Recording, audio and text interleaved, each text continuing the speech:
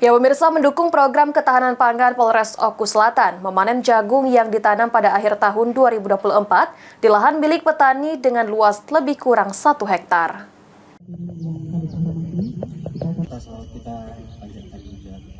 Mendukung program ketahanan pangan Polres Oku Selatan memanen jagung yang ditanam pada akhir tahun 2024 di lahan milik petani dengan luas lebih kurang 1 hektar di Desa Serakat Jaya, Kecamatan Buai Pembaca, Kabupaten Oku Selatan. Panen jagung ini sendiri dipimpin langsung oleh Kapolres Oku Selatan, AKBP M. Khalid Zulkarnain, didampingi PJU Polres dan pemerintah kecamatan serta desa.